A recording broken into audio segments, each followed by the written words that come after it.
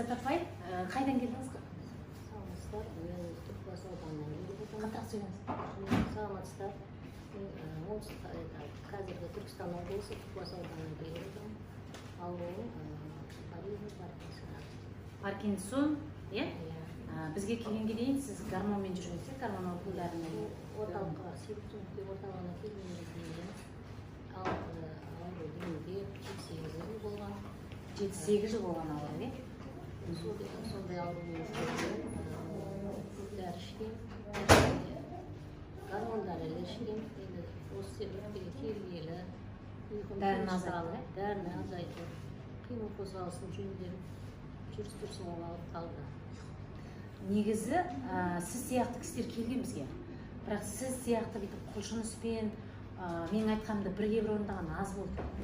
Сіз жақсы орында өзіңізде бұрын қимылды көбейтіп не жүргенсіз? Мен бұған дейін совсем жүре алмай қалған болатынмын. Корейскада еңбектеген күндерім болған. Содан өзім жаттығудың арқасында кішкене бойым түсіп осындай халге жеткен. Енді осы халге жеткеннен кейін осы орталыққа келіп емделдім.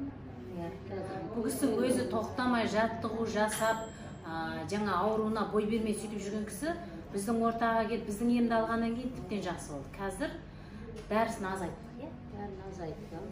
Ұйқысыздықтың кішкене. Ұйқысы жоқ болған. Бізге келіп, ұйқы совсем болмаған деді. Қазір жақсы ұйықтайды. Қай күні мастер айтады, 11-ден таңғы сағат 5-ге дейін ұйықтап келді. Ол тамаша ұйқы ғой.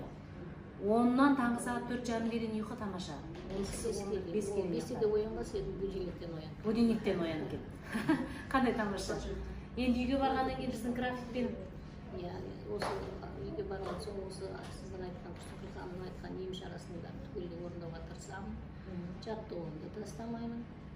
Ем шарасын бәрін істеймін. Дәріні азайту керек. Ең бастысы дәріні азайту керек.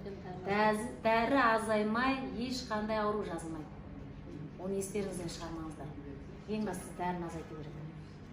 Өте зависимый адаммын ғой, наркотик қолмен психонаркотик сияқты гормондар азайту керек. Прям күш беріп жібереді екен, иә? Селкілдетіп жібереді ғой. Селкілдетіп жібереді.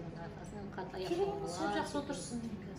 Маған келгенде деп отырады, қазір тып-тыныш. Сіз сол кез маған айтқансыз, сөйлесем неғып кетеді? Қозғалып кетемін. Тыныш отырсам, қазір сөйледіңіз, жүре алмаймын. Оны ішпесеңіз жүре алмайсыз. Қазір ол дәріні ішпесеңіз жүре бересіз бәрібір. Жоқ, оны жүре алмаймын. Оны ішуім керек та, бірақ азайту оны. Азайттыңыз. Бірден қатты бірден азайтуға болмайды. Қанша пайыз азайттыңыз? Мысалы, бір күнде 2 таблетка ішетін болсам, соның 1 таблеткасын азайттым. Осы 8 күнде. 8 күнде 1 таблетканы азайттыңыз. Оны қанша жыл сөйтіп 3 таблеткамен жүрдіңіз? Одан да көбейткен күндерім болған, баяғыда жүре алмайтын кездерде. Кейін дәрігерлер таста бұл последствиясы нашар дегеннен кейін тастаған едім. Өзім ұстап. Енді өзіңіз ұстап, дәріні азайтып, жаңа суық тамақты жемей, ұйқыны қандырсаңыз, өзі қуатыңызбен өзіңізді емдейсіз. Оны түсіндім. Паркинсон ауру нәтиже көріп жатыр. Қанша күн алдыңыз? 8 күн. Бұл кісі 8 күн емес, 10 күннен бір 5-6 мәрте алып, егер үйі осы Алматыда болса. Және біздің айтқанымыз бірге орында ғана дәрісін түбегейлі үзіп жерсе, толық айығып кетуші. Себеп нүктенің тәсілімен Америкада, Тайванда, Малайзияда Паркинсоннан жазылған адамдар мен нақ көзіме көріп көрдім, жарты жылда жазылған адам. Біздің алдымызда кәдімгідей айтып берді нәтижесін. Сауыққан кезде. Сізде толығымен айығып кетті деп сізге сенемін енді, басқалар білмейді. Мына кісінің өзі құлшынысы жақсы екен. Айығуға тырысқым, айыққым келеді, өйткені бала шағам жас, жеткізгім келеді.